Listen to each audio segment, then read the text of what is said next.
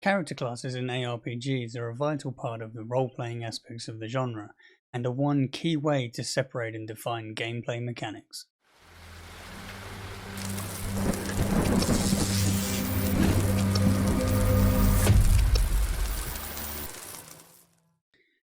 In the first Diablo game, we see a perfect example of taking the three main traditional RPG classes into the aRPG setting, with the Warrior, the fighting and melee class, Sorcerer, ranged magic class, and Rogue, ranged hybrid fighting class. These three classes are the backbone for aRPGs and can be seen in some form in all of the games here. In Diablo 2 we have the three main class types appear, and we also start to see an expansion of these archetypes, as well as new ones added to the series. We have the Barbarian as the melee fighter, the Sorceress as the ranged magic class, and the Amazon as the ranged bow or javelin class. Here we also see the introduction of the summoning class with the Necromancer, and the religious warrior with the Paladin. The Barbarian is the traditional dual axe wielding powerful melee character that uses war cries. The Sorceress again leans on traditional spellcaster abilities with an elemental focus in fire, lightning or cult skills. The Amazon has the ability to use bows, javelins and spears, and is a ranged skilled fighter, most closely resembling the Rogue. The other classes offer us some new things here. The Necromancer is a spellcaster, although this class uses abilities such as curses, poison spells and summons. The summoning of skeletons and golems is unique to this character and offers gameplay mechanics not seen in the main classes. Paladin is a different approach to the fighting type class. Here we see shield based abilities and auras, which can even buff multiplayer parties. The Lord of Destruction expansion pack adds two more classes. The Assassin is another take on the Rogue archetype, focused on melee abilities like kicks, but also new mechanics such as traps and sentries. And the Druid brings in a nature-based magic class with the ability to take on the shape of either a werewolf or a werebear. Here we also have the ability to summon supporting minions. In Diablo 3 we have some slight variations on the Diablo 2 character classes. We have our Barbarian, Wizard replaces the Sorceress, and the Demon Hunter replaces the Amazon. Monk replaces the Assassin, and we have the introduction of the Witch Doctor, a new summoning class. The Reaper of Souls expansion brings the Crusader as the replacement Paladin. We also have the Necromancer class as extra DLC. The Demon Hunter is our ranged bow class here.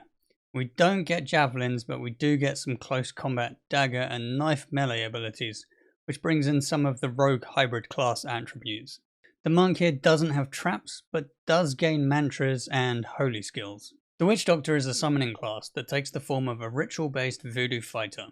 This new class has a combination of druid and necromancer-like skills based around undead animals such as corpse spiders and zombie dogs.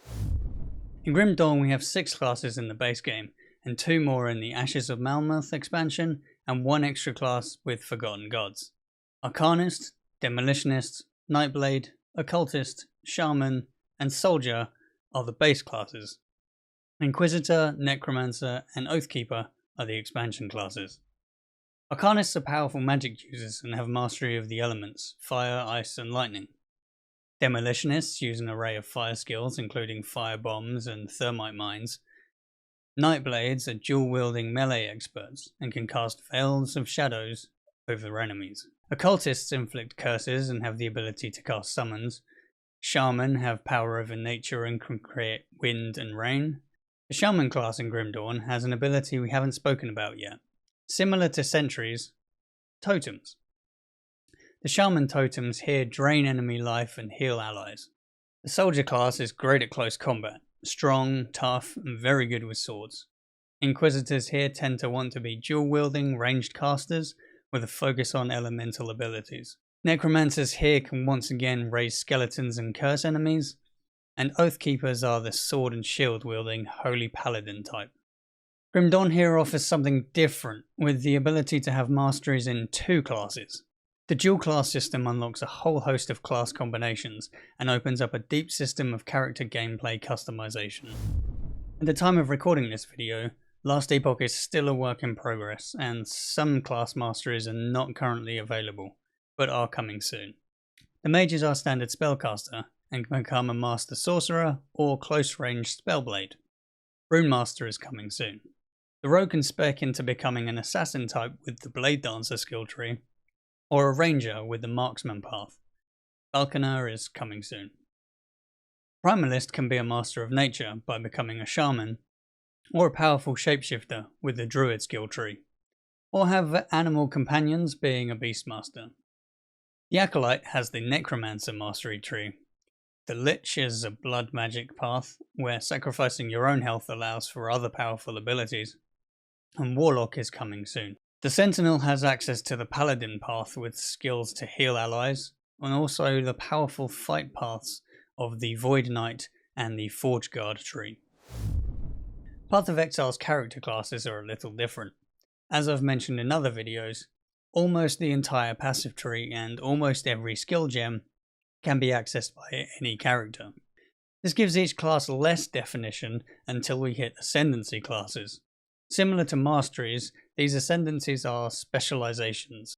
The Duelist's Slayer, Gladiator and Champion trees favour a melee fighter style. The Shadow's Assassin, Saboteur and Trickster trees lean more towards evasion styles with traps and mines. The Marauder's Juggernaut, Berserker and Chieftain trees allow more defensive armor and powerful two-handed attacks. In this instance, the Witch fills most of the caster and summoner roles with the Necromancer, Occultist and Elementalist trees. The Ranger here is our standard ranged bow class with Deadeye, Raider and Pathfinder specializations. The Templar with the Inquisitor, Hierophant and Guardian trees fits in with the other Holy Paladin style characters. And when the Scion ascends, we get to choose some passive nodes from the other classes. So this was a quick rundown of character classes in a few aRPGs. Again, we see some common themes whilst each game has its own flavour and some unique takes on classic mechanics. Thank you for watching this quick run through of character classes in aRPGs.